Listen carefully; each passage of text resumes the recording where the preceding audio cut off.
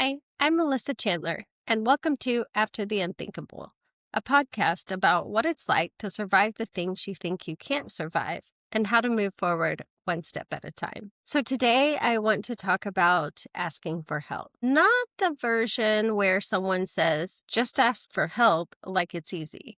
The real version. The one where the words get stuck in your throat and you would genuinely rather white knuckle your way through a terrible night alone than say out loud to someone that you need help. If that is you, I understand it completely because that has been me for quite a long time now. And somewhere along the way, I picked up a belief about myself. Like, I'll handle it. I'll figure it out. I do not need help.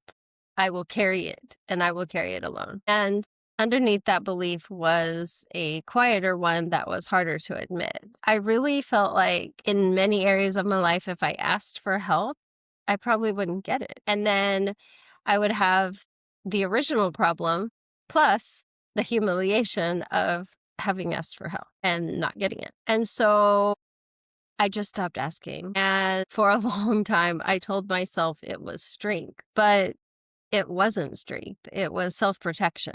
I found myself for years now. I like hide from people. It's hard for me to like talk about the real things in my life with, even people who were supposedly close to me. It was just self-protection. And if you've survived something devastating, I think you might recognize this, because one thing I know is that grief teaches you really fast who shows up and who doesn't. And once you've been let down at your lowest point, asking for help starts to feel like walking toward a door you already know is locked. And recently I had a really hard weekend and I was worn down. I had not slept. I was stuck in my own head in a way I just couldn't get out of it. It was just a loop. And it was late in the day and I could feel the night coming and I just didn't want to be alone with it.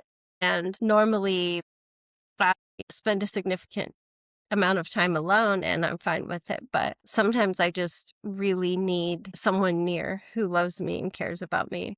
And so I wanted to ask someone to stay with me, even though I knew they already had something they, needed to do. And I didn't want to ask. Everything in me said, do not ask. Do not make it a thing. Do not be the person who needs something. Handle it yourself. Just get through it like you usually do and white knuckle it. And that's what I was going to do. But as the, minutes went on and it got closer to time that I knew I was going to have to do the whole night alone, I decided to ask. And I didn't make a big case for it or make excuses. I did not explain and justify and give an out. I just said the true thing. I've had a rough weekend and I do not want to be alone in my head tonight. I need you. And the person I needed stayed with me and helped me and cared about me. And the night was good. And we ended up going out to dinner and watched a movie and I slept. That's the whole story. It's not dramatic, but it undid something in me because I had been telling myself a story about what happens when I ask. And that night, the story turned out not to be true. It's not true with everyone at all times. So here's what I took from it. And I think it might be useful to you. It's this. The belief that asking never works is almost never true across the board.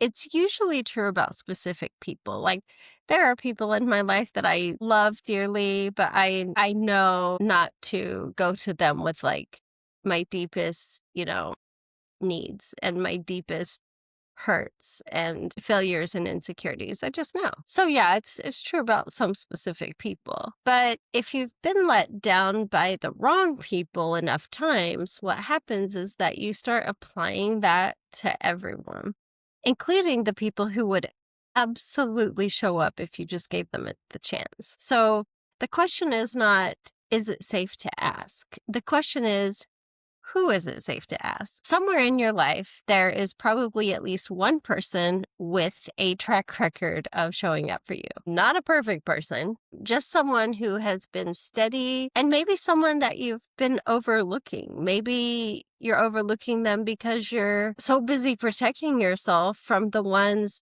who haven't been there and you desperately want to be there. So if you want something practical this week, here it is. Think of one person who has actually shown up for you, evidence-based, not hoped for, someone who has already proven it at least once. Then ask them for one small thing, not the biggest thing, a small one. Stay with me tonight. Sit with me for an hour. Call me tomorrow and check on me. Say it plainly. Do not soften it into nothing.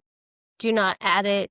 It's fine if you can't. Just say the true thing and let them answer. Two things can happen. They show up and you get one piece of evidence against that story in your head that says no one shows up for me, or they don't. And you learn something real about where to spend your energy. Either way, you're better off than you were guessing. You're not weak for needing people. You were never, ever supposed to carry this life alone. That was never the deal. So ask anyway. So I want to leave you with that. Ask anyway. And thank you so much for listening to After the Unthinkable. I will be back soon with another episode. But until then, keep going. You are stronger than you think.